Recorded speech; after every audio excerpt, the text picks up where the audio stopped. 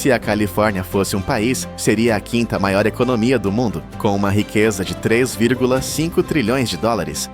Mas este gigante de concreto e agricultura enfrenta um inimigo silencioso e mortal, a pior seca dos últimos 1.200 anos.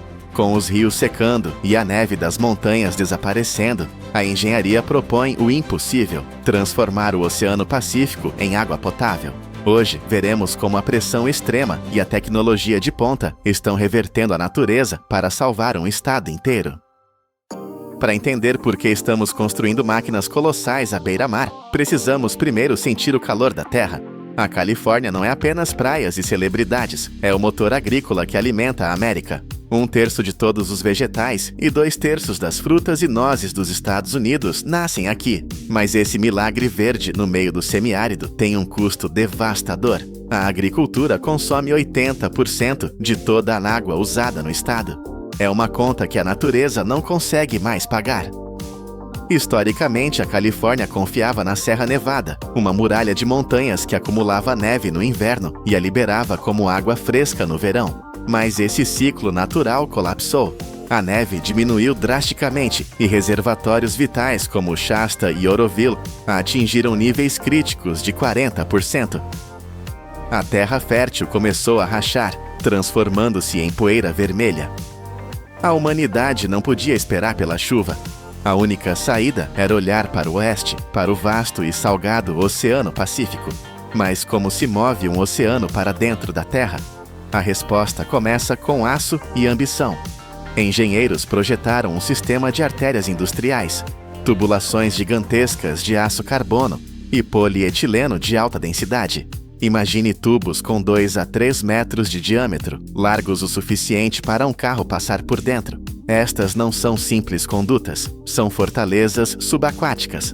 Elas precisam resistir à corrosão impiedosa da água salgada, à pressão esmagadora das profundezas e à força bruta das ondas que batem contra a costa dia e noite. A instalação dessas artérias é uma operação quase militar. Guindastes pesados baixam seções de tubulação com dezenas de metros de comprimento no leito marinho. Mergulhadores e máquinas trabalham para conectar cada peça com juntas de alta pressão e soldas perfeitamente seladas. Não pode haver erros. Um vazamento aqui seria catastrófico. Finalmente, para garantir que as correntes oceânicas não arranquem essas veias de aço, elas são fixadas com estruturas de aço e âncoras cravadas no fundo do mar. É por essas gargantas artificiais que a vida da Califórnia agora flui. Uma única tubulação de 63 centímetros, que parece pequena comparada às principais, já é capaz de sugar 15 milhões de litros de água por dia. São mais de 10 mil litros entrando a cada minuto, uma torrente contínua puxada por bombas poderosas que desafiam a gravidade e trazem o mar para a terra firme. Mas sugar o oceano traz um problema imediato. O oceano está vivo. A água bruta que entra nessas tubulações não é o líquido cristalino que sai da sua torneira. É uma sopa caótica cheia de algas, areia, medusas, caranguejos e pequenos peixes. Se essa mistura entrasse nas bombas de alta precisão, destruiria o sistema em minutos. Por isso, a primeira fase do tratamento é uma guerra de barreira bruta. A centenas de metros da costa, nas bocas de entrada das tubulações, grades e telas maciças agem como porteiros implacáveis. Elas bloqueiam os grandes detritos e a vida marinha, impedindo que qualquer coisa maior que 4,5 milímetros entre no sistema. É a primeira linha de defesa, protegendo tanto a maquinaria quanto o ecossistema marinho. Mesmo depois dessa triagem inicial, a água ainda carrega um exército invisível de sedimentos. Areia fina, lodo e partículas suspensas tornam a água turva e perigosa para as membranas sensíveis que virão a seguir. Para limpar isso, usamos uma das tecnologias mais antigas e eficazes do mundo: a gravidade.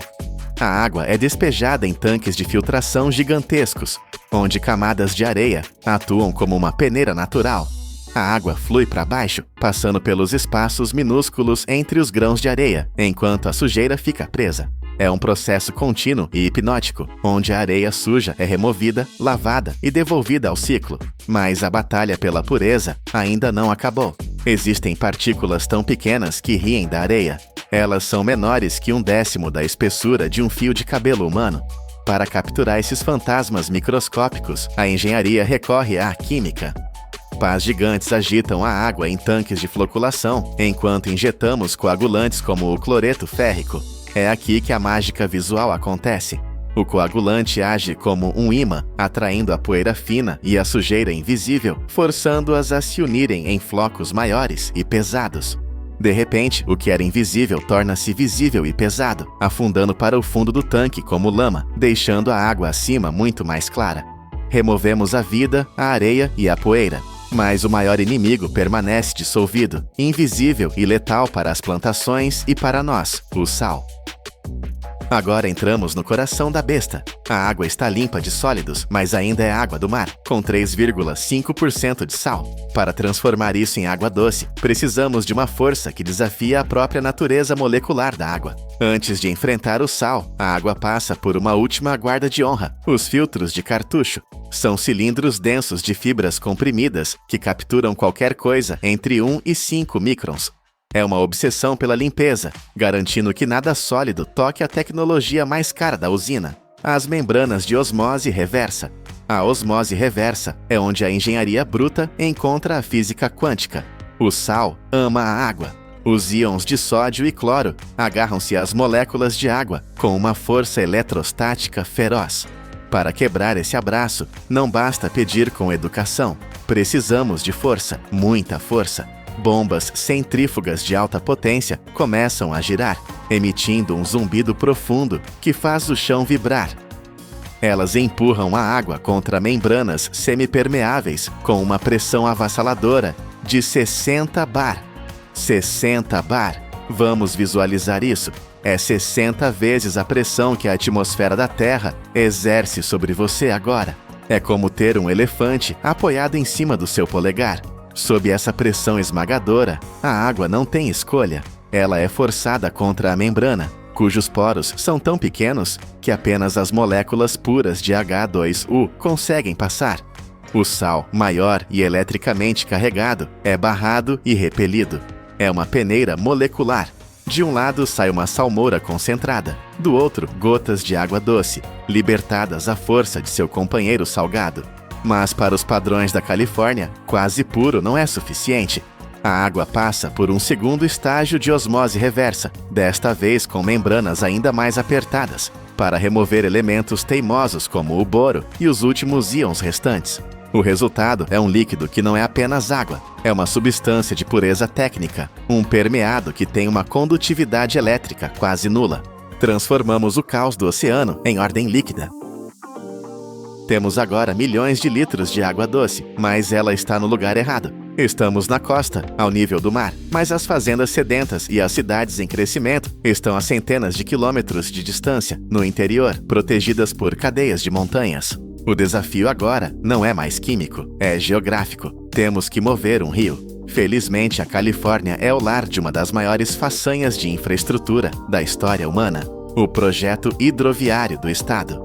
Imagine um rio artificial de concreto, o Aqueduto da Califórnia, estendendo-se por quase 700 quilômetros. Ele corta o deserto como uma cicatriz azul, levando a água das montanhas do norte para o sul árido.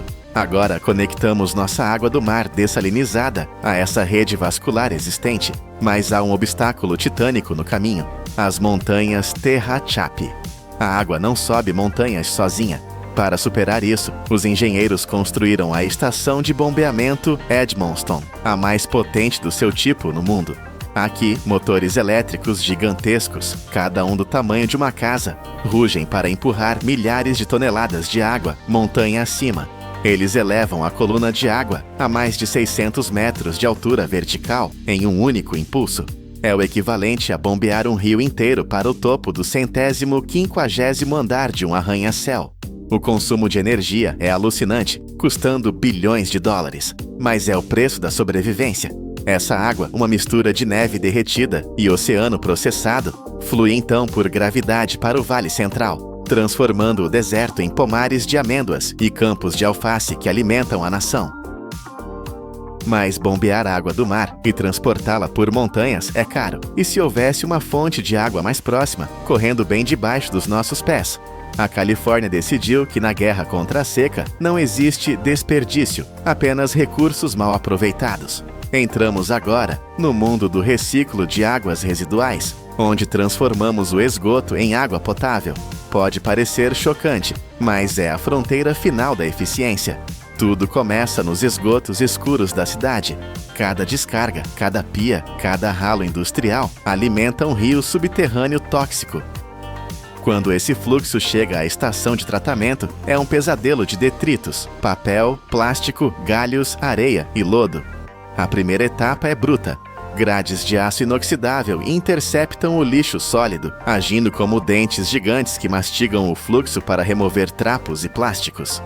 Em seguida, a água vai para tanques de sedimentação primária. Aqui deixamos a física trabalhar novamente. A água desacelera e o lodo pesado, matéria orgânica, comida, papel, afunda para o fundo, enquanto a gordura flutua e é raspada. Removemos o sólido, mas a água ainda está escura e cheia de dissolvidos. É hora de chamar a natureza para a luta. Nos tanques de aeração, injetamos oxigênio furiosamente, criando um jacuzzi biológico. Bilhões de micro-organismos despertam. Eles são os trabalhadores invisíveis desta fábrica. Eles comem a matéria orgânica, digerindo a sujeira que nenhuma máquina conseguiria filtrar. Depois que as bactérias fazem o seu trabalho, a água passa por microfiltração e novamente pela osmose reversa. A tecnologia é a mesma usada na dessalinização, mas aqui ela serve como a barreira final de segurança. Estas membranas bloqueiam vírus, bactérias, hormônios e produtos farmacêuticos. Nada passa exceto a molécula de água. O líquido que sai desses tubos brancos brilha. É chamado de água neofita. É mais pura do que a água que você compra engarrafada. É mais pura do que a água da chuva. É a prova de que a tecnologia pode purificar os pecados da civilização. Chegamos a um paradoxo curioso. A água que produzimos é pura demais. A água de osmose reversa é tão vazia de minerais que se torna agressiva. Se a colocássemos diretamente nos canos da cidade, ela dissolveria o metal das tubulações, corroendo a infraestrutura. Além disso, a água pura não tem sabor. O gosto que associamos à água boa vem, na verdade, das impurezas minerais. Para resolver isso, precisamos sujar a água novamente, mas de forma controlada. Entramos na etapa de remineralização. Em grandes tanques, dosamos cuidadosamente minerais como cálcio e magnésio de volta na água. É como um chefe temperando um prato. Ajustamos o pH para torná-la neutra e segura para o consumo humano e para a infraestrutura. Agora, ela tem o equilíbrio químico perfeito. Esta água renascida é bombeada para enormes tanques de armazenamento e injetada na rede municipal. Pode custar 2 a 4 vezes mais do que a água tradicional, mas é um seguro contra o apocalipse climático. Enquanto os reservatórios naturais dependem da sorte e da chuva, esta fábrica depende apenas de energia e engenharia. É uma fonte que não seca. Começamos esta história com imagens de terra rachada, poeira vermelha e o medo de um futuro sem água. Agora, olhe para isto. A câmera sobrevoa os campos verdes e exuberantes do Vale Central, onde a comida de uma nação cresce, desafiando o deserto. Vemos um copo de vidro sendo enchido com uma água cristalina e brilhante. Pense na jornada dessa água. Ela já foi uma onda salgada batendo na costa ou um esgoto fluindo no subsolo. Foi esmagada por 60 bares de pressão, forçada através de membranas microscópicas, bombeada sobre montanhas e reconstruída quimicamente. A Califórnia provou que, quando a natureza falha, a engenhosidade humana assume o comando. No século XXI, a água deixou de ser um presente dos céus para se tornar um produto da alta indústria. Nós fechamos o ciclo. Construímos nosso próprio ciclo da água. E enquanto tivermos energia e aço, a Califórnia não morrerá de sede. Esta é a nova era da água, forjada não por nuvens, mas por máquinas. Você já parou para pensar que aquela gelatina transparente e trêmula na sua sobremesa é feita, na verdade, de pele e ossos? Por trás desse doce inocente, existe um sistema industrial colossal que esmaga toneladas de materiais brutos e os submete a ácidos poderosos em uma jornada química intensa. Como a engenharia moderna consegue transformar restos de matadouro em um produto puro, cristalino e estéril em apenas 48 horas? A resposta está prestes a mudar a forma como você vê o mundo. Para compreender a verdadeira dimensão do que estamos prestes a testemunhar, precisamos olhar para trás, para uma linha do tempo que atravessa milênios. A gelatina não é uma invenção recente das nossas fábricas modernas. Ela é o resultado de uma busca humana que remonta ao Antigo Egito. Já naquela época, registrava-se o processo de ferver ossos e peles de animais para criar um caldo espesso e viscoso, valorizado tanto na culinária quanto na medicina antiga. Aqueles primeiros alquimistas da comida já entendiam que havia um valor nutricional oculto nas partes mais duras do animal. Mas foi apenas no século XIX que a escala mudou drasticamente. O inventor americano Peter Cooper revolucionou o jogo ao criar uma forma seca de gelatina, um pó que podia ser transportado e armazenado facilmente, abrindo as portas para a era da comida processada. Durante as guerras do século XX, esse material tornou-se estratégico. Leve e rico em proteínas, serviu como fonte nutricional vital para exércitos inteiros.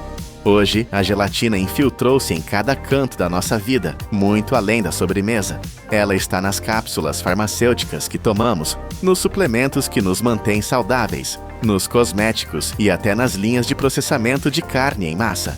A jornada física da matéria-prima começa em um lugar que a maioria das pessoas prefere não ver: o final da linha de processamento de carne. Tudo se inicia com o que sobra: ossos, peles e tendões, deixados para trás depois que os cortes nobres foram retirados. Entre todos esses materiais, a pele de porco reina absoluta, representando mais da metade de toda a produção global de gelatina. Pode parecer apenas resíduo, mas essas peles contêm uma concentração tão alta de colágeno que uma indústria multibilionária depende inteiramente delas. Se você soubesse que muitos dos seus suplementos diários nascem da pele de porco, isso mudaria a sua percepção? A logística para mover esse material é imensa e precisa. Assim que são separadas, as folhas de pele são resfriadas rapidamente para evitar qualquer degradação e carregadas em caminhões especializados. Cada veículo transporta várias toneladas de carga e a temperatura é monitorada a cada segundo da viagem. Não há margem para erro. Quando esses caminhões chegam à fábrica, a carga passa por uma inspeção rigorosa na área de recebimento. Qualquer material que não atenda aos padrões de qualidade é imediatamente descartado da linha. O restante é movido para armazéns temporários, onde sensores e técnicos garantem que tudo permaneça estável antes que a verdadeira transformação comece. Agora, entramos na fase bruta da operação, onde a biologia encontra a química industrial. Após a aprovação na inspeção, os couros e os ossos são enviados para linhas paralelas de limpeza e tratamento químico. O objetivo aqui é claro: extrair o colágeno precioso de dentro da estrutura resistente do animal. Para os couros, o processo inicia em tanques gigantescos, cheios de uma solução de cal diluída. Esse ambiente alcalino ataca o tecido, amolecendo a estrutura, removendo os pelos e dissolvendo resíduos naturais. Quando a pele se torna suficientemente flexível, ela é transferida para um sistema de lavagem de alta pressão. Jatos de água potentes removem qualquer impureza restante, revelando uma superfície limpa e brilhante, pronta para liberar seu colágeno. Enquanto isso, os ossos enfrentam um processo muito mais violento.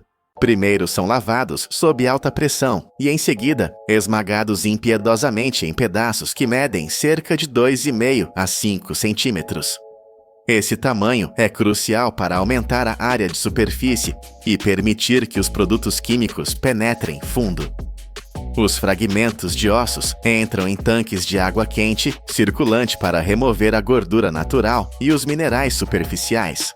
Depois, eles são mergulhados em soluções ácidas ou alcalinas suaves, projetadas para amolecer a matriz mineral dura que protege o colágeno, como se estivessem destrancando um cofre biológico. Quando ambas as matérias-primas estão limpas e estáveis, elas avançam para a hidrólise, a etapa-chave que destrava o colágeno. Os couros, sendo mais macios, são tratados em tanques com ácidos diluídos, como o ácido cítrico, cujas concentrações são controladas com precisão milimétrica para quebrar ligações específicas sem destruir a proteína. Os ossos, por outro lado, exigem um ambiente alcalino mais agressivo para penetrar sua armadura mineral. Esse processo de cozimento químico pode durar de várias horas a vários dias, continuando até que a estrutura dos tecidos esteja completamente aberta e pronta para liberar o tesouro que guarda dentro de si. Com a estrutura interna enfraquecida pela hidrólise, começa o momento crítico da extração. Os materiais preparados são transferidos para enormes chaleiras de extração de aço inoxidável, capazes de conter milhares de litros. As tampas são trancadas e o sistema aquece gradualmente a mistura para uma temperatura entre 54 e 82 graus Celsius. Esse calor é calculado para ser alto o suficiente para dissolver o colágeno na água, mas baixo o bastante para não cozinhar e estragar as proteínas sensíveis. Por horas a fio, agitadores lentos mantêm a mistura em movimento, transformando o conteúdo sólido em um líquido viscoso e amarelo pálido. O que sai dessas chaleiras parece um caldo grosso e não muito atraente, cheio de gordura e partículas flutuantes. Para transformar isso na gelatina cristalina que conhecemos, a fábrica usa força bruta e tecnologia fina. A solução quente é bombeada através de tubos de aço para filtros de membrana especializados. Os poros desses filtros são tão microscópicos que apenas as moléculas de colágeno conseguem passar, enquanto toda a sujeira e gordura ficam presas. O resultado é um fluxo límpido e puro de colágeno, livre de qualquer contaminante visível. Mas esse líquido ainda é muito aquoso. Ele flui para tanques de concentração a vácuo, onde a baixa pressão e agitadores constantes ajudam a água a evaporar rapidamente. Minuto a minuto, o líquido torna-se mais espesso, transformando-se em um xarope denso. Quando atinge a concentração ideal, é resfriado lentamente em bandejas de aço até solidificar em um bloco de gel semissólido. Este bloco gelatinoso é a mãe de todos os produtos de gelatina, pronto para ser moldado em duas formas distintas, pó ou folha. Vamos seguir o caminho da velocidade e do volume, a produção de pó. O bloco de gel, agora uma massa morna e elástica semelhante à borracha, é alimentado em uma máquina de extrusão poderosa. Dentro de uma câmara de aço selada, um pistão hidráulico empurra o gel com força imensa contra uma placa de metal perfurada com centenas de orifícios minúsculos. Cada buraco tem apenas 2,5 milímetros de diâmetro. A pressão força o gel através dessas aberturas, criando milhares de fios longos e contínuos, que chovem sobre a esteira transportadora como uma cascata de macarrão transparente. Em linhas de alta capacidade, essa chuva de gelatina cai a uma velocidade impressionante, gerando centenas de metros de fios por minuto.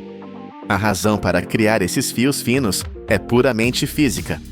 Fios finos têm uma área de superfície maior, o que permite que a umidade evapore muito mais rápido durante a secagem.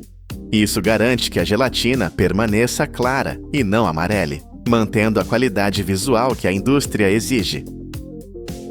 Os fios, ainda macios e lembrando cordas de marshmallow fresco, caem em uma esteira de resfriamento mantida a cerca de 20 graus Celsius. O ar frio firma a forma dos fios e impede que eles grudem uns nos outros, preparando-os para o desafio térmico a seguir. Eles entram em um túnel de secagem longo, que funciona como um forno de precisão. O objetivo é reduzir a umidade de mais de 90% para apenas 10%, transformando o gel úmido em um produto seco e estável. Dentro do túnel, ar quente sopra continuamente entre 49 e 71 graus Celsius. É um equilíbrio delicado, calor suficiente para secar, mas não tanto a ponto de destruir a elasticidade do colágeno.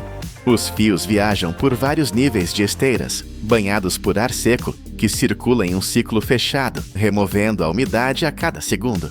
Ao sair do túnel, os fios tornaram-se crocantes, leves e duros, como vidro fino. Agora, eles precisam ser pulverizados. Um sistema de corte de alta velocidade pica os fios em pedaços pequenos, que são então lançados em moinhos de martelo ou de rolos. Essas máquinas golpeiam a gelatina seca com força brutal, quebrando-a em grânulos finos. Peneiras vibratórias com aberturas medidas em milésimos de polegada separam o pó. O que é fino, o suficiente, passa. O que é grosso, volta para ser moído novamente. Esse ciclo garante que cada grão de pó seja idêntico ao outro. Finalmente, o pó é embalado automaticamente. Máquinas enchem centenas de pacotes por minuto, selando-os com calor para garantir que nenhuma umidade entre e imprimindo códigos de rastreabilidade que permitem saber a origem exata de cada lote. Enquanto o pó domina o mercado de massa, outra parte da fábrica dedica-se à precisão da gelatina em folhas. Aqui, o bloco de gel concentrado não é esmagado, mas tratado com delicadeza geométrica. O bloco espesso é colocado em uma mesa de rolamento de aço, onde cilindros pesados o pressionam até se tornar uma película quase invisível, com espessura de apenas 5 a 12 centésimos de centímetro. É uma transformação de uma massa bruta para uma lâmina de elegância técnica. Essa folha fina viaja por uma esteira de resfriamento, onde ar frio entre 7 e 12 graus Celsius estabiliza a superfície, transformando o gel em um filme liso e firme, semelhante a plástico. Mecanismos de tensão seguram a folha esticada, enquanto facas rotativas ou lâminas retas descem com precisão cirúrgica, cortando retângulos perfeitos de aproximadamente 10 por 7 centímetros. Essas folhas úmidas são separadas por sopros de ar para não grudarem e colocadas em bandejas de aço com espaçamento exato. Elas entram em câmaras de secagem, onde o ar remove a umidade lentamente para manter a clareza cristalina e evitar que as bordas enruguem ou amarelem. A qualidade é testada fisicamente, o teste de força Bloom. Uma amostra é dissolvida e um êmbolo mecânico pressiona o gel endurecido para medir sua resistência. Se o gel for muito fraco, o lote inteiro é rejeitado. Apenas as folhas perfeitas são embaladas, seladas em bolsas à prova de umidade e colocadas em caixas, prontas para serem enviadas para cozinhas de todo o país. O que começou como uma montanha de peles e ossos, materiais que pareciam destinados ao descarte, passou por uma metamorfose completa. De carcaças brutas a um ingrediente invisível, leve e versátil que sustenta indústrias inteiras. Por trás de cada folha transparente de gelatina, existe um triunfo da engenharia, onde a ciência domina a matéria orgânica para criar pureza a partir do caos. Na próxima vez que você vir uma sobremesa brilhando na luz ou tomar uma cápsula de remédio, lembre-se da jornada épica que aquele material percorreu. Se você quer continuar descobrindo os segredos por trás das maiores indústrias do mundo, deixe seu comentário, curta o vídeo e inscreva-se no canal Poder da Indústria. Imagine um lugar onde o chão sob seus pés se move como a água e o ar queima como o interior de um forno. Estamos no Mar da Morte, uma vastidão onde pneus derretem no asfalto a 71 graus Celsius e meses depois, o aço corre o risco de trincar com o frio congelante. Aqui, a natureza grita que humanos não são bem-vindos. Mas a China ignorou o aviso. Eles apostaram 3,5 bilhões de dólares em uma ideia impossível: construir uma ferrovia de aço e concreto sobre um oceano de areia instável. Como 12 mil trabalhadores conseguiram domar dunas que engolem prédios inteiros para criar a maior linha férrea do deserto no mundo. Para entender a loucura desta missão, você precisa sentir o tamanho do tabuleiro de jogo. O deserto de Taklamakan não é apenas um monte de areia, é um monstro geográfico de 337 mil quilômetros quadrados. É uma área maior do que muitos países europeus, permanecendo por séculos como uma mancha branca e vazia no mapa da China. Durante o verão, a temperatura da superfície é tão brutal que você poderia fritar um ovo na areia em segundos. No inverno, o deserto vira um congelador a céu aberto, chegando a 25 graus negativos. Essa variação térmica de quase 100 graus é o pesadelo de qualquer engenheiro. Materiais comuns expandem e contraem até se partirem. Mas por que alguém tentaria construir aqui? A resposta está enterrada nas profundezas. Sob essas dunas assassinas, repousam bilhões de toneladas de petróleo, gás natural e carvão. É um tesouro de energia, trancado em um cofre que ninguém conseguia abrir. Para a China, quebrar esse código não era apenas uma questão de orgulho, mas de sobrevivência econômica. A missão era clara: construir o loop do deserto de Taklamakan. uma rede ferroviária circular de 2.685 quilômetros. Mas havia um problema físico fundamental. Como você desenha uma linha reta em um mapa que muda todo dia? As dunas aqui não ficam paradas. Elas migram com o vento, movendo-se metros por ano, capazes de enterrar qualquer estrada em questão de dias. Antes de despejar a primeira gota de concreto, os engenheiros travaram uma guerra de inteligência. Eles usaram satélites para mapear o caos e estudaram os corredores de vento por meses. Equipes de topografia marcharam para o deserto profundo, perfurando o solo centenas de vezes para encontrar qualquer coisa sólida sob a areia fofa. Eles precisavam encontrar um caminho onde o trem não fosse varrido por tempestades de areia violentas, mas que ainda passasse perto o suficiente dos campos de petróleo. Quando o trajeto foi finalmente decidido, a equipe enfrentou o primeiro grande obstáculo físico. As máquinas pesadas, guindastes, caminhões, escavadeiras, afundariam instantaneamente na areia macia. Você não pode construir uma ferrovia de alta tecnologia se seus caminhões estão atolados. A solução para este problema de bilhões de dólares foi chocantemente simples e antiga. Eles não usaram nanotecnologia ou lasers. Eles usaram palha. Imagine a cena. Antes das máquinas gigantes chegarem, um exército de agricultores locais caminhou para as dunas. Armados apenas com feixes de palha seca, galhos e bambu, eles começaram a plantar uma defesa contra o vento. Mas não foi aleatório. Foi geometria pura aplicada à sobrevivência. Eles enterraram a palha na areia, formando um padrão de tabuleiro de xadrez perfeito.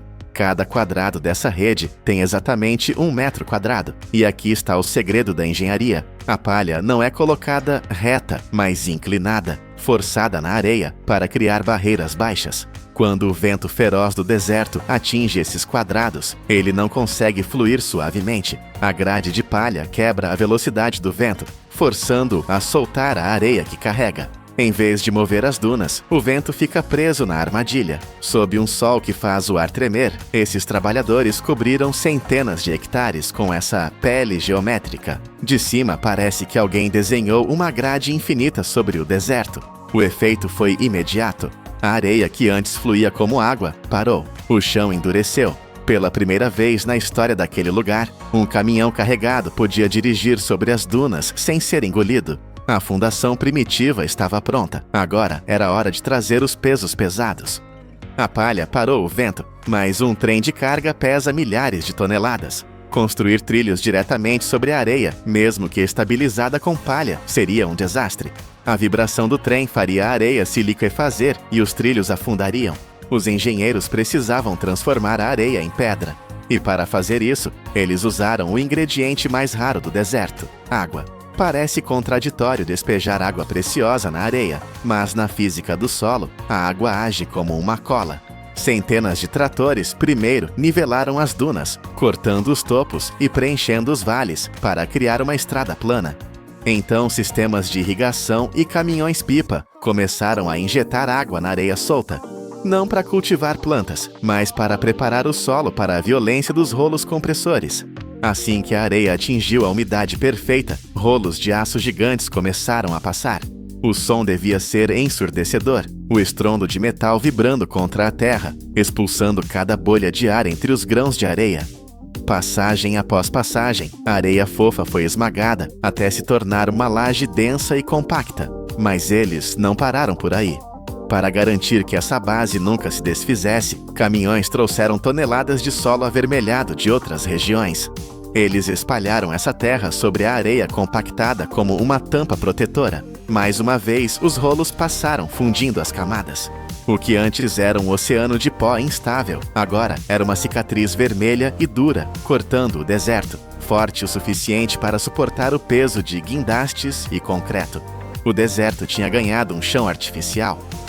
Mesmo com um chão sólido, o deserto tem outra arma: as dunas gigantes que se movem.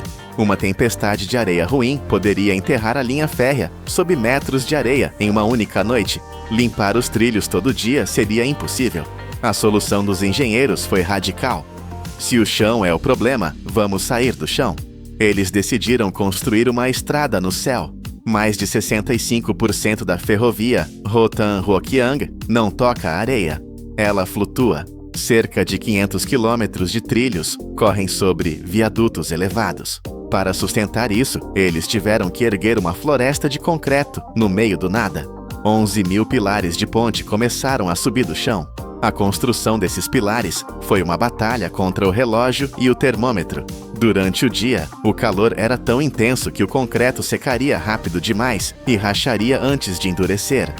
Então, a obra virou noturna. Sob a luz de holofotes, enquanto o deserto esfriava, as equipes perfuravam dezenas de metros para baixo, passando pela areia até encontrar cascalho sólido lá no fundo.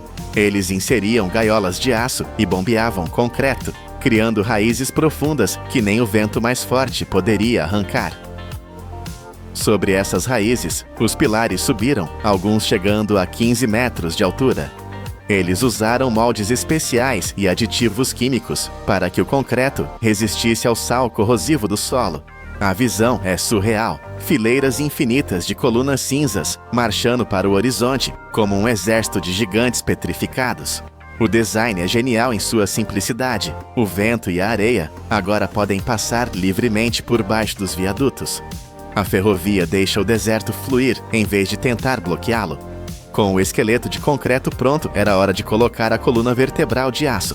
Esta fase exigia uma força bruta combinada com uma delicadeza de relojoeiro. Guindastes monstros capazes de levantar centenas de toneladas começaram a içar vigas de concreto pré-moldado.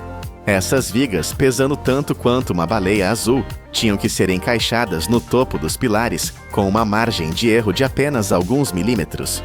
Um erro aqui, um desalinhamento minúsculo, e um trem em alta velocidade poderia descarrilar. Sobre essas vigas, eles colocaram os dormentes e, finalmente, os trilhos de aço. Cada segmento de trilho tem 80 metros de comprimento. Trabalhadores e máquinas automatizadas alinharam o aço, apertando parafusos e soldando juntas para criar uma fita contínua de metal. Durante 11 meses, essa linha de montagem móvel avançou pelo deserto, deixando para trás um rastro de aço brilhante.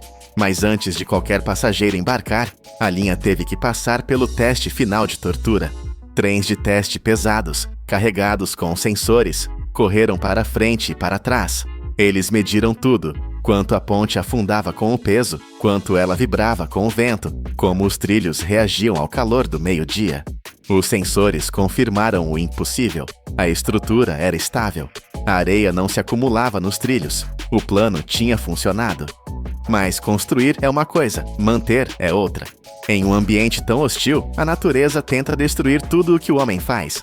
Para proteger essa conquista, a China olhou para outro projeto vizinho, a rodovia do deserto de Tarim, e aplicou uma lição vital: a melhor defesa é a vida. Eles decidiram criar um cinturão verde ao longo das rotas de transporte. Mais plantas precisam de água e estamos no centro de um deserto árido. Trazer água de caminhão seria caro demais. A solução estava brilhando no céu o tempo todo. O deserto recebe mais de 2.700 horas de sol brutal por ano. Os engenheiros transformaram esse inimigo em aliado. Eles construíram 86 estações de bombeamento ao longo da rota, todas cobertas por painéis solares. Essas estações usam a energia do sol para alimentar bombas poderosas que sugam água salobra de aquíferos a 100 metros de profundidade. Essa água não serve para beber, mas é perfeita para certas plantas do deserto. Uma rede complexa de tubos pretos corre sob a areia, gotejando água diretamente nas raízes de 200 mil árvores e arbustos plantados ao longo da via. Essas plantas formam uma parede viva que segura a areia e protege o asfalto e o aço. É um sistema de ciclo fechado impressionante. O sol que tenta secar o deserto é usado para bombear a água que o torna verde. Isso transformou a rota no primeiro corredor de deserto com carbono zero do mundo. É a tecnologia criando um oásis artificial para proteger a indústria. Hoje, se você olhar para o mapa, o anel está fechado. Onde antes havia apenas o silêncio mortal e o assobio do vento nas dunas, agora existe o som rítmico de rodas de aço nos trilhos. O loop do deserto de Taklamakan está completo. O Mar da Morte foi transformado em um corredor de energia vital para a economia global. Mas talvez o mais surpreendente não seja o petróleo ou o carvão, são os turistas. Pessoas agora pagam até $120 para viajar confortavelmente através do coração do inferno. Elas olham pela janela do trem com ar-condicionado e veem a imensidão dourada que, por séculos, matou qualquer um que tentasse atravessá-la. Essa ferrovia é mais do que infraestrutura. É um monumento à teimosia humana. É a prova definitiva de que, com concreto suficiente, precisão de aço e uma vontade inquebrável, não existe lugar na Terra que não possa ser alcançado. A areia ainda se move, o calor ainda queima, mas o trem continua avançando. Imagine uma terra onde 98% do solo é apenas areia escaldante. Aqui não existe um único rio natural, nem um lago para saciar a sede. No entanto, sob o sol implacável, 5 bilhões de galões de água doce fluem todos os dias. Eles construíram uma fita de aço e água longa, o suficiente para dar 35 voltas ao redor do planeta Terra. Como uma nação sem água superficial, desafiou a morte para criar a maior rede de suporte à vida da história. Para compreender o tamanho deste milagre mecânico, primeiro precisamos sentir o calor. Na Arábia Saudita, as temperaturas sobem frequentemente para 122 graus Fahrenheit. É um lugar onde, segundo qualquer mapa climático, a vida humana em grande escala não deveria existir. A topografia de Planalto bloqueia as nuvens de chuva, impedindo que a umidade do mar chegue ao interior. Durante milênios, a sobrevivência aqui foi um jogo de sorte. Mas a era moderna trouxe uma sede insaciável. Cada cidadão aqui tem acesso a apenas 68 a 90 metros cúbicos de água natural por ano. Para você ter uma ideia da escassez, isso é 5 vezes menos do que o limite absoluto de pobreza de água, definido pelas Nações Unidas. Compare isso com um americano médio, que desfruta de até 9.000 metros cúbicos. A diferença é brutal. E como sabemos, um ser humano pode aguentar 3 semanas sem comida, mas apenas alguns dias sem água. Aqui, a água é literalmente uma questão de vida ou morte. Para adiar o fim, eles olharam para baixo. Começaram a cavar fundo na areia, em busca de tesouros líquidos escondidos. Aquíferos fósseis antigos que levaram milhares de anos para se formar. A partir da década de 80, milhares de brocas perfuraram o deserto, sugando trilhões de galões. Parecia um milagre. Em 1992, o consumo atingiu 7,5 trilhões de galões por ano. Imagine um volume de água capaz de encher mais de 27 mil edifícios em Empire State até o topo. Eles usaram essa água como se ela nunca fosse acabar. Mas essa alegria transformou-se em um vício perigoso. A dura verdade geológica é que a água subterrânea fóssil não se renova. É exatamente como um poço de petróleo. Uma vez vazio, fica vazio para sempre. O relógio começou a correr mais rápido do que qualquer um esperava. Em apenas 25 anos, o nível da água no aquífero vital de Al-Assa despencou quase 500 pés. Foi um colapso silencioso, mas aterrorizante. Até o ano de 2012, 80% de todas as reservas de água subterrânea, que totalizavam 132 trilhões de galões, haviam desaparecido. O país estava bebendo seu próprio futuro. A agricultura no deserto, que parecia um triunfo, estava consumindo 6,5 trilhões de galões em 2015. Eles tiveram que pisar no freio com força total. Campos de trigo sedentos foram abandonados ou modernizados com gotejamento e sensores de umidade. O consumo agrícola caiu 40%. As cidades impuseram multas pesadas para quem desperdiçasse uma gota sequer. Mas a economia de água foi apenas um curativo em uma ferida aberta. A população continuava a crescer e a sede não parava. Eles precisavam de uma nova fonte, uma fonte que fosse infinita.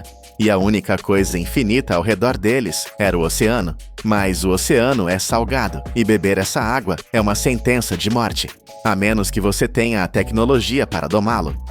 A solução exigiu força bruta industrial em uma escala nunca vista antes. Eles decidiram ferver o mar. Isso não é uma metáfora. Estamos falando de transformar a água salgada em vapor para separar o sal e, em seguida, condensá-la de volta em água pura. Parece um experimento de laboratório simples, certo? Mas faça isso para 35 milhões de pessoas. O resultado é uma infraestrutura de aço titânica. Hoje, a Arábia Saudita opera 41 usinas de dessalinização gigantescas ao longo das costas do Mar Vermelho e do Golfo Pérsico. Essas catedrais de metal produzem cerca de 3 bilhões de galões de água doce todos os dias. Isso representa 22% de toda a água dessalinizada produzida no planeta Terra. Para colocar esse monstro em perspectiva, se você somar todas as usinas de dessalinização dos Estados Unidos, a capacidade combinada delas é menos de 1/5 do que a Arábia Saudita produz. E lembre-se, a costa americana é muito maior. No centro dessa tempestade de engenharia está o complexo Ras Al Khair. Esta não é apenas uma fábrica, é uma cidade industrial dedicada à mágoa. Sozinha, ela produz 264 milhões de galões por dia. Isso é suficiente para abastecer quase 2 milhões de lares americanos. E a energia para fazer isso? Ela gera 2.400 megawatts de eletricidade. Isso é equivalente à potência de 2 reatores nucleares de médio porte. Imagine centenas de tanques de aço, longos como campos de futebol, onde a água do mar é aquecida e submetida a vácuo para evaporar instantaneamente. É um processo violento, barulhento e quente, mas essas máquinas são duráveis, feitas para resistir por 25 anos sob condições extremas. No entanto, ferver o oceano tem um preço. Consome uma quantidade insana de energia. Antigamente, esse processo devorava quase 9% de toda a eletricidade da nação. Eles precisavam de algo mais inteligente. Eles precisavam olhar para a biologia. A próxima fase dessa guerra pela água não foi vencida pelo calor, mas pela precisão microscópica. A tecnologia chama-se osmose reversa. Em vez de usar fogo e vapor, eles usam pressão extrema para empurrar a água do mar contra membranas de polímero especiais. Essas membranas são a fronteira final da filtragem. Elas têm apenas alguns milionésimos de polegada de espessura. Os poros nessas folhas são tão incrivelmente pequenos que funcionam como uma barreira física absoluta. O sal não passa, os minerais não passam. Até mesmo vírus são bloqueados. O que sai do outro lado é água pura, filtrada em 99%. A beleza deste sistema está na eficiência. Graças a dispositivos modernos que recuperam a pressão, as novas usinas usam apenas 2,8 kWh para produzir 264 galões. Isso é aproximadamente a mesma energia que você gastaria para deixar 10 lâmpadas LED acesas por 1 hora. É uma revolução silenciosa. Hoje, 2/3 da água nas cidades vem dessas membranas de alta tecnologia. Em Riad, cada copo de água que você bebe passou por esses filtros microscópicos, alimentados por uma mistura de eletricidade convencional e painéis solares que brilham sob o sol do deserto. Mas criar a água na costa é apenas o começo do problema. A maior parte das pessoas vive longe do mar, no centro árido do país. Como você move um oceano através de um deserto? Aqui enfrentamos o maior desafio logístico da história da hidráulica. Transportar água é pesado, e a Arábia Saudita não é plana. Eles precisavam levar essa água para cidades e vilarejos que estão a centenas de milhas de distância, e pior ainda, no topo de montanhas. O sistema de distribuição antigo focava apenas na capital e em Meca. Mas com a população de Riad explodindo para quase 8 milhões de pessoas e projetada para chegar a 9 milhões em 2035, eles precisavam de uma artéria vital que chegasse a todos. Eles não podiam usar canais abertos como os romanos ou como na Califórnia. Sob o sol de 50 graus, a água evaporaria antes de chegar ao destino. A areia contaminaria tudo. A solução foi enterrar um rio de aço. Eles construíram uma rede de tubulações fechadas, que é oficialmente a maior do mundo, segundo o Guinness. O sistema principal se estende por 8.820 milhas. Se você contar todos os ramais que chegam a cada casa, o comprimento total atinge 880 mil milhas. Isso é comprimento suficiente para enrolar a Terra 35 vezes. É uma estatística que desafia a compreensão. Mas o número mais impressionante não é a distância, é a altura. Eles bombeiam essa água para subir montanhas de mais de 9.186 pés. É como forçar um rio a correr para cima, contra a gravidade, através de rocha sólida. A cada milha, estações de bombeamento gigantes empurram a água com uma força tremenda. Quando a água finalmente chega a Riad, ela é armazenada em tanques titânicos. A capacidade de armazenamento coberto lá é de 1,3 bilhões de galões. É um estoque de segurança vital. O sistema inteiro movimenta 5 bilhões de galões por dia. Isso é comparável ao que todo o estado do Texas consome em um dia quente de verão. Mas tubos fixos têm uma fraqueza. Eles não podem se mover. Quando uma crise atinge uma área isolada, você não pode simplesmente mudar o tubo de lugar. Foi aí que eles decidiram colocar as fábricas na água. Em 2022, a engenharia saudita deu um passo em direção à ficção científica. Eles lançaram as primeiras estações de dessalinização flutuantes. Imagine uma fábrica inteira com todas as bombas, filtros e tanques montada em cima de uma barcaça gigante no mar. Não é mais um prédio de concreto fixo na areia. É um navio de resgate. Essas unidades são modulares e móveis. Cada estação flutuante pode produzir 13,2 milhões de galões de água doce por dia. Isso é suficiente para sustentar quase 150 mil lares americanos. A vantagem tática é incomparável. Se uma cidade costeira enfrenta uma seca súbita ou uma falha no sistema, a barcaça simplesmente levanta a âncora e navega até lá. Ela se conecta à rede local e começa a bombear milhões de galões imediatamente. Não há necessidade de esperar anos para construir uma nova usina. É plug and play em escala industrial. Além disso, essas barcaças são projetadas para o futuro. Elas podem ser integradas com parques eólicos offshore e energia solar, tornando a produção de água mais verde. É uma frota estratégica que transforma a costa em uma fonte de água flexível, pronta para qualquer emergência. Mas toda essa conquista tecnológica projeta uma sombra longa e tóxica sobre o ambiente que a sustenta. Há uma lei física simples: a matéria não desaparece. Quando você tira a água doce do mar, o sal tem que ir para algum lugar. O subproduto da dessalinização é a salmoura, uma água super concentrada, quente e cheia de produtos químicos. Para cada litro de água potável que essas usinas criam, elas despejam de volta no mar até 1,5 litro desse veneno líquido. Estamos falando de 60% da água captada sendo devolvida como rejeito. No Mar Vermelho, um corpo de água fechado e delicado. O impacto é visível. Zonas de corais mortos, peixes desaparecendo. O aumento da salinidade e da temperatura ameaça cozinhar o ecossistema costeiro vivo. Especialistas chamam isso de o custo oculto da água. A Arábia Saudita sabe que isso é uma bomba relógio.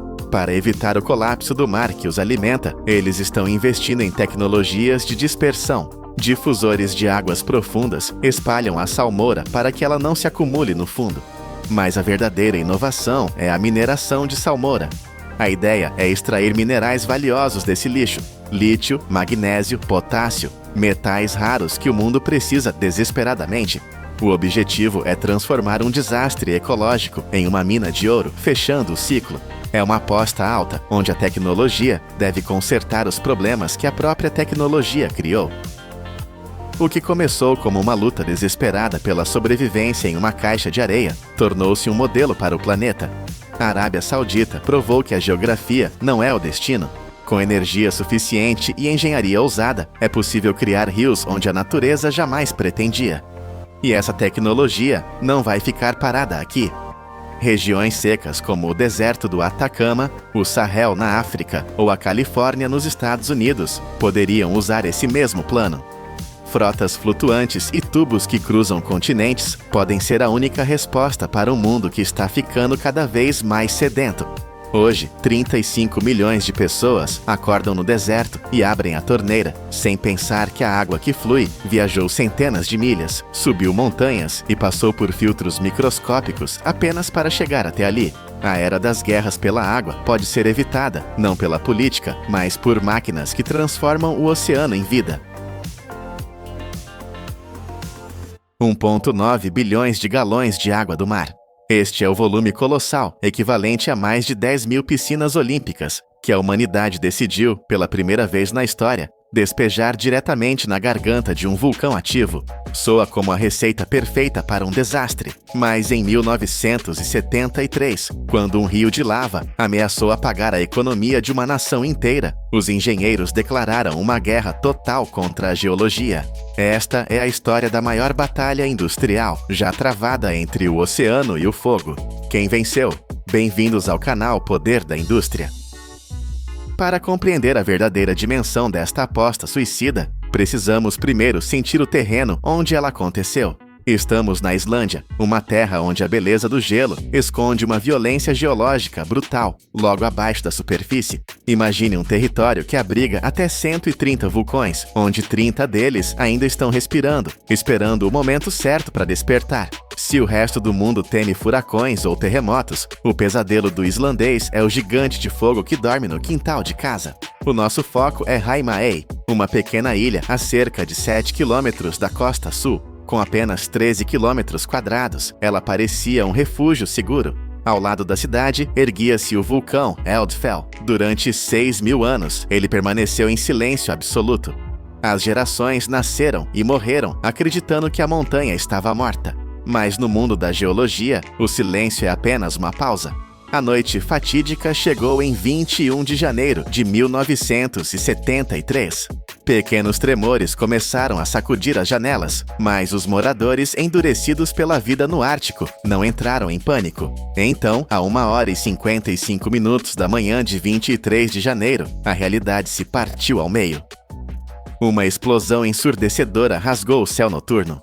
O solo não apenas tremeu, ele se abriu como um zíper. Uma fissura de 1,5 km apareceu a apenas 200 metros das casas onde famílias dormiam. Não houve aviso. Chamas dispararam ferozmente para o alto, criando 40 fontes de lava simultâneas que iluminaram a noite com um brilho infernal. Em apenas 48 horas, um cone de cinzas de mais de 100 metros de altura se formou do nada. A lava fluía a uma velocidade aterrorizante de 100 metros cúbicos por segundo.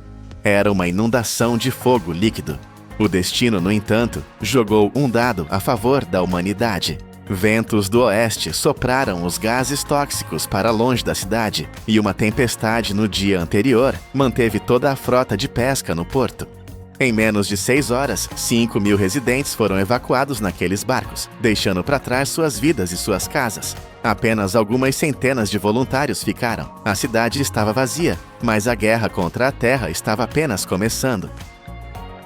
Com a evacuação concluída, a ilha de Heimaey ficou à mercê da física destrutiva. As primeiras casas próximas à fissura não tiveram chance, foram esmagadas e incineradas pela lava e cinzas quentes em questão de minutos. A cinza caía do céu como uma neve negra e pesada, acumulando-se até 5 metros de altura em alguns pontos, sepultando telhados e ruas inteiras. Mais de 400 casas foram obliteradas, mas o vulcão tinha armas mais terríveis do que apenas o fluxo lento. Ele lançava bombas de lava. Rochas incandescentes pesando toneladas eram disparadas para o céu e caíam sobre a cidade como artilharia de guerra, incendiando tudo o que tocavam. O fluxo principal de lava era um monstro de 40 metros de profundidade média, atingindo 100 metros em alguns pontos. Essa parede de rocha derretida avançava com uma força imparável, esmagando tanques de armazenamento de concreto e derrubando a usina de energia da ilha, cortando a luz e a água. Heimaey estava paralisada. Os 250 voluntários que ficaram para trás, pescadores, bombeiros, operários, tentavam limpar os telhados e salvar móveis, mas logo perceberam que varrer cinzas era inútil se a ilha deixasse de existir economicamente. O alvo da lava não era apenas as casas, era o porto. O porto de Heimaey não é apenas um cais, é o motor econômico que gera 3% de todo o produto interno bruto da Islândia. É o lar da frota pesqueira nacional.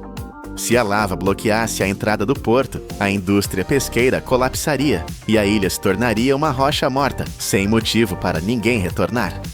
O desespero exige medidas extremas. Foi nesse momento que oficiais e cientistas propuseram um plano que soava como delírio: usar o oceano para apagar o vulcão. A ideia era bombear água do mar diretamente na lava para resfriá-la e criar uma barreira.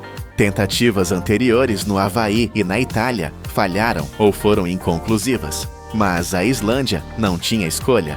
Eles decidiram realizar o maior experimento de engenharia natural da história. A ciência por trás dessa loucura era baseada em termodinâmica pura e brutal. O objetivo não era apagar o vulcão, mas roubar sua energia. Quando um jato massivo de água do mar atinge a lava a mais de 1000 graus Celsius, ocorre uma transferência de calor violenta. A água ferve instantaneamente, expandindo-se e transformando-se em vapor. Esse processo suga uma quantidade colossal de calor da rocha fundida. Ao perder calor, a lava muda de estado, de líquido viscoso para sólido imóvel. A crosta externa endurece rapidamente, criando rocha sólida. O segredo genial era que, enquanto a superfície endurecia, o interior ainda tentava fluir. Isso fazia com que a lava encontrasse resistência nela mesma, criando barragens internas. A própria lava resfriada tornava-se o muro que impedia o avanço do restante do fluxo. Havia também um efeito visual surreal. Como a água vinha do mar, a evaporação deixava para trás toneladas de sal. Manchas brancas gigantescas começaram a aparecer na superfície negra e fumegante, cobrindo a paisagem infernal como se fosse neve. Estima-se que 220 mil toneladas de sal foram depositadas sobre a rocha quente, mas a execução era um pesadelo. O vapor subia em colunas de centenas de metros, criando uma neblina escaldante que reduzia a visibilidade a zero. Trabalhar ali era caminhar dentro de uma sauna tóxica. As temperaturas perto da frente de lava chegavam a 1200 graus Celsius. Calor suficiente para derreter o aço dos equipamentos se não houvesse cuidado. Era homem contra a temperatura e a única arma era a água. A operação começou com o navio dragador Sunday, que chegou como a primeira linha de defesa, pulverizando cascatas de água do mar diretamente do porto sobre o fluxo. O Sunday conseguiu desacelerar o avanço em uma área crítica, mas a massa de lava era titânica demais para um único navio. A lava continuava a avançar, engolindo 1/5 da cidade até o final de março. Era preciso mais potência. Foi então que a cavalaria industrial chegou. Uma frota aérea e naval trouxe 32 bombas de água gigantescas diretamente dos Estados Unidos. Eram máquinas monstruosas, projetadas para fins industriais pesados. Cada uma dessas bombas podia mover 1000 litros de água por segundo. Imagine o poder disso. Juntas, elas podiam drenar uma piscina olímpica em questão de minutos. Quando esses monstros mecânicos foram ligados em uníssono, o som era ensurdecedor, competindo com o rugido do próprio vulcão. A estratégia mudou de uma defesa desesperada para um ataque coordenado. Quilômetros de tubulações foram estendidos. O volume de água bombeada atingiu picos de insanidade, criando um rio artificial que fluía contra o Rio de Fogo. A lava começou a encontrar uma resistência que a natureza jamais previu. A frente de avanço começou a diminuir a velocidade. O exército de água estava funcionando, mas, para vencer, eles precisavam levar a batalha para o terreno do inimigo.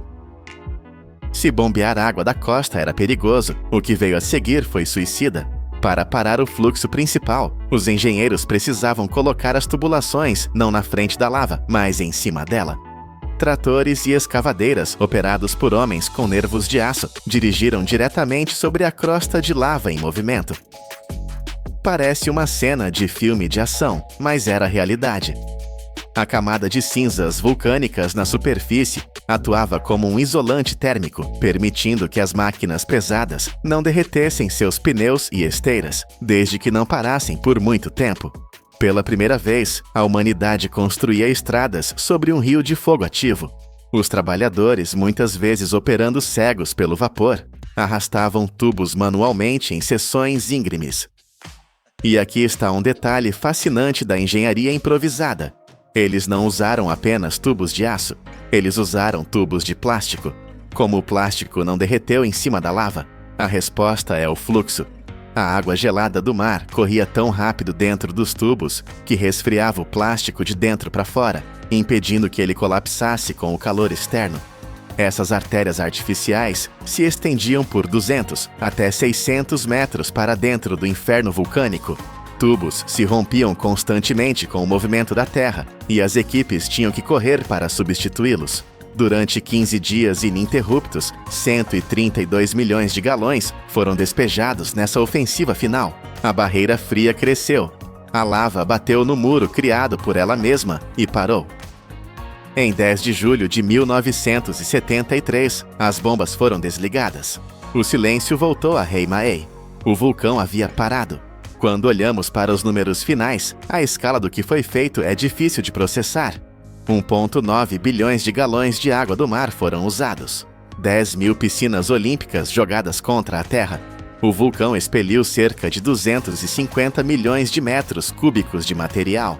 Para visualizar isso, a quantidade de lava e cinzas seria suficiente para cobrir toda a ilha de Manhattan com uma camada de fundações de dezenas de metros de altura. E quanto custou essa guerra? A operação inteira custou cerca de $1,5 milhão na época, o que seria algo em torno de $8 milhões em valores ajustados. Pode parecer caro gastar milhões jogando água em pedras, mas a matemática da sobrevivência é clara. Se não tivessem feito isso, a lava teria fechado o porto.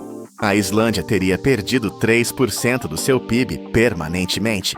Gastar 8 milhões para salvar uma indústria nacional inteira foi, sem dúvida, o investimento mais lucrativo da história do país. Em comparação, em outras erupções onde nada foi feito, as ilhas foram abandonadas ou destruídas. Em Heimaey, a humanidade lutou contra a extinção econômica e venceu. Hoje, se você visitar Heimaey, não verá uma terra devastada. A cidade não apenas sobreviveu, ela cresceu. A nova lava resfriada aumentou a área da ilha em cerca de 20%.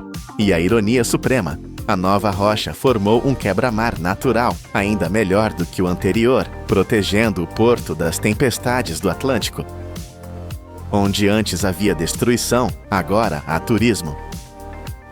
Pessoas de todo o mundo viajam para caminhar sobre as rochas negras, manchadas de sal branco, testemunhas silenciosas da batalha. A humanidade aprendeu uma lição valiosa aqui. Não podemos vencer a natureza com força bruta. Nossos muros de concreto são papel para um vulcão. Mas se tivermos a audácia de usar a própria energia da natureza, a água do oceano, contra a fúria da terra, podemos transformar um desastre líquido em um alicerce sólido para o futuro. Em Heimaey, nós não apenas sobrevivemos ao fogo, nós o domamos.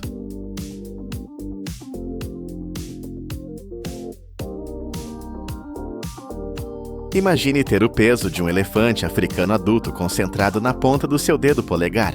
É exatamente esta força esmagadora, equivalente a 7.000 libras por polegada quadrada, que a humanidade usa para extrair o ouro líquido que alimenta o planeta. Para encher apenas uma garrafa de óleo, precisamos de destruir e espremer até a última gota 3 quilogramas de sementes.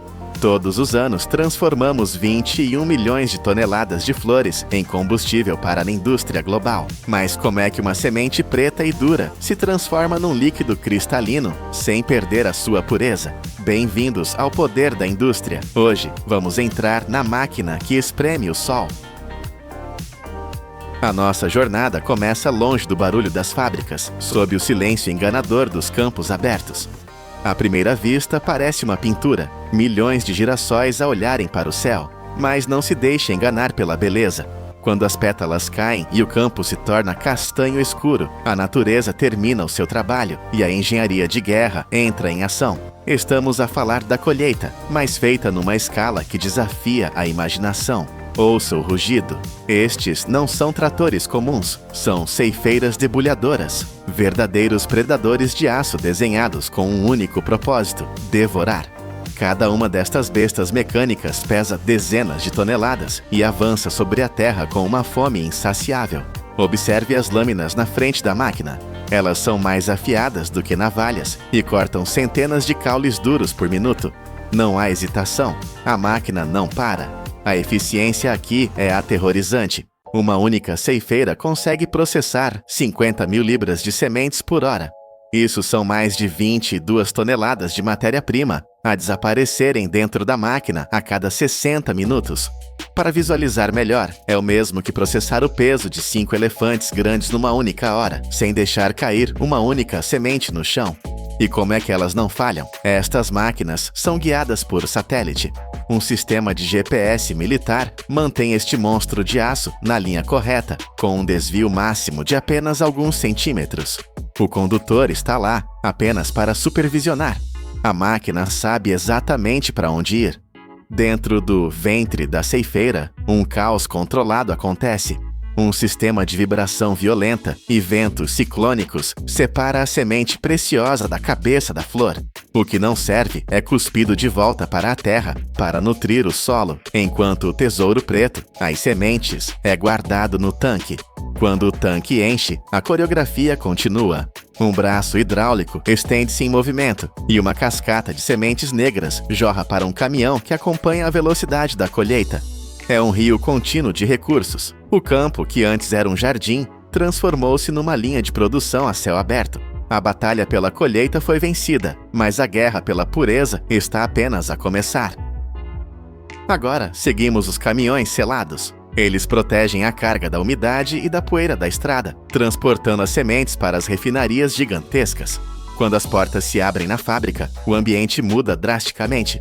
Deixamos para trás a poeira e o sol e entramos num mundo de aço inoxidável, sensores digitais e esterilidade clínica. A primeira regra da fábrica é simples: nada entra sem ser inspecionado. Assim que as sementes chegam, sondas automáticas mergulham na carga para testar a umidade e a qualidade. Se o lote for aprovado, começa o processo de limpeza. E não é uma limpeza comum, é uma purificação em múltiplos níveis. Imagine uma peneira gigante a vibrar com tanta força que o chão treme. É aqui que a terra, a areia e as pedras são expulsas, mas isso não é suficiente. As sementes passam por um túnel de vento, onde jatos de ar de alta pressão sopram a poeira fina, deixando apenas as sementes mais pesadas e saudáveis. E para garantir que nenhum pedaço de metal das máquinas de colheita acabou no meio da comida, ímãs poderosos vigiam a linha, prontos para capturar qualquer fragmento intruso. O passo seguinte parece ficção científica. Chama-se classificação ótica.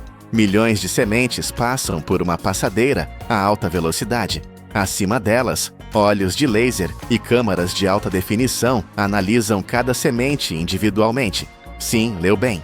Cada semente é verificada. O computador procura defeitos, sementes murchas, partidas ou com a cor errada. Quando o sistema deteta uma semente imperfeita, ele não usa um braço mecânico. Seria demasiado lento. Em vez disso, ele dispara um jato de ar comprimido, preciso como um tiro de sniper, que empurra a semente defeituosa para fora da linha em milissegundos. É um porteiro digital que nunca pisca e nunca dorme. Agora, as sementes limpas enfrentam o calor. Elas entram em secadores gigantes, onde o ar quente circula para reduzir a umidade interna. O objetivo é atingir exatamente 8 a 10% de umidade.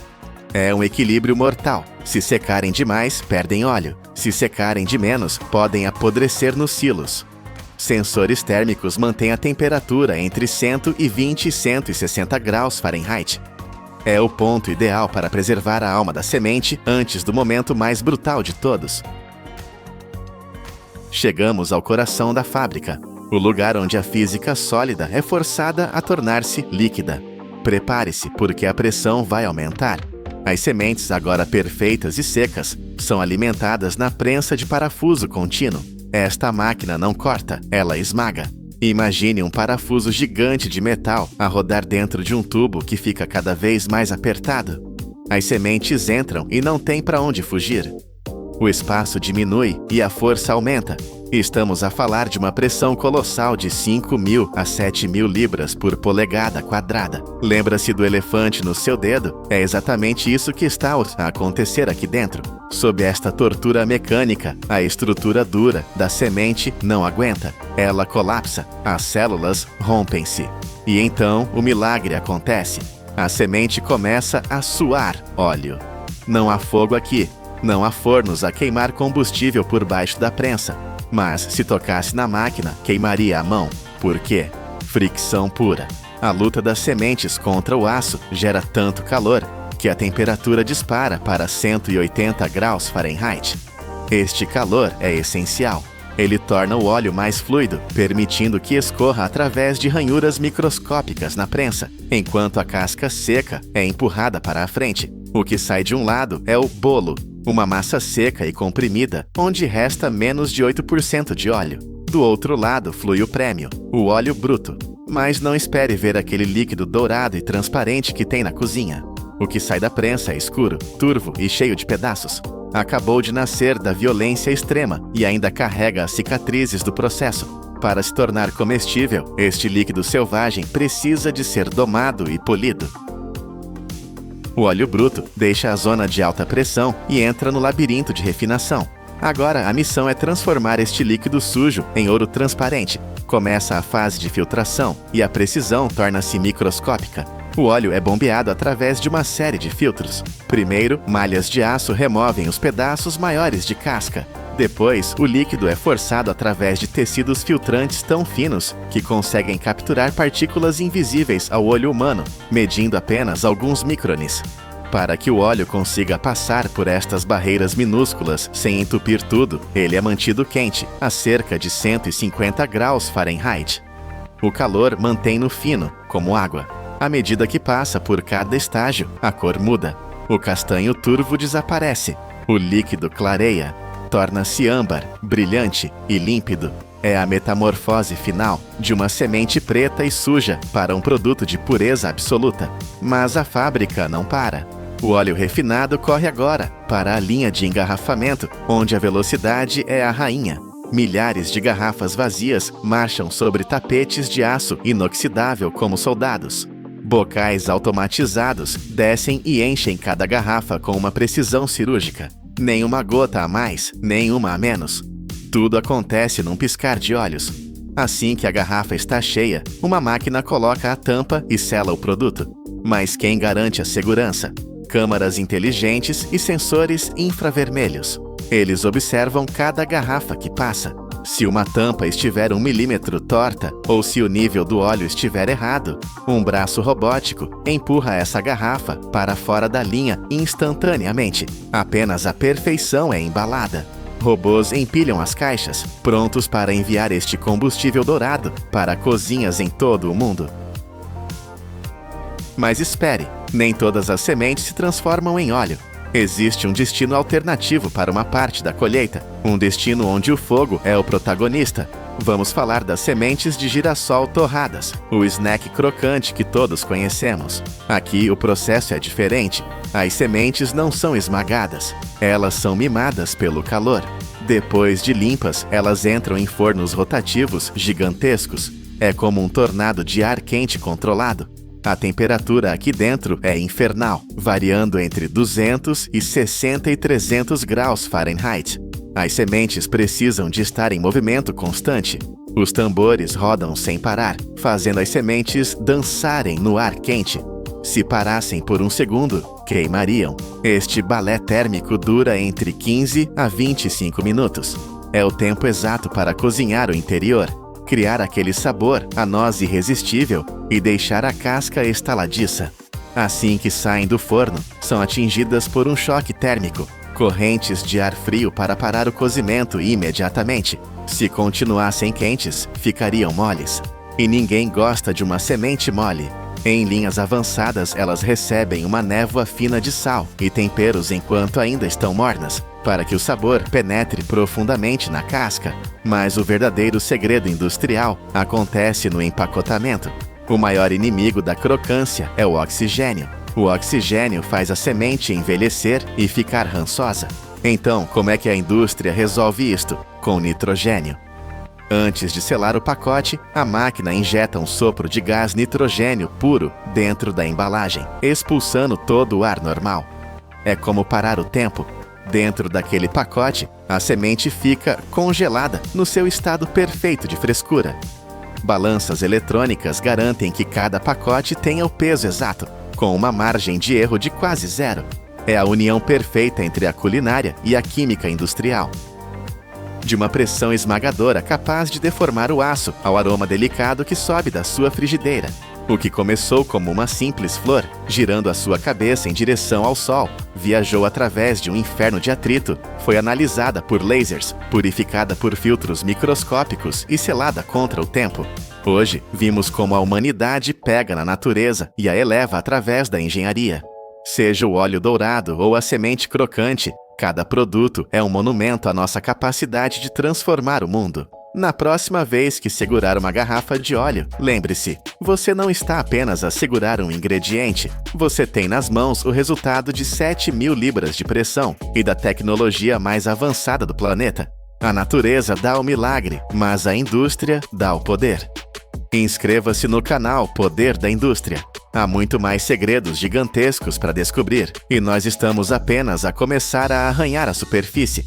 Até a próxima maravilha da engenharia.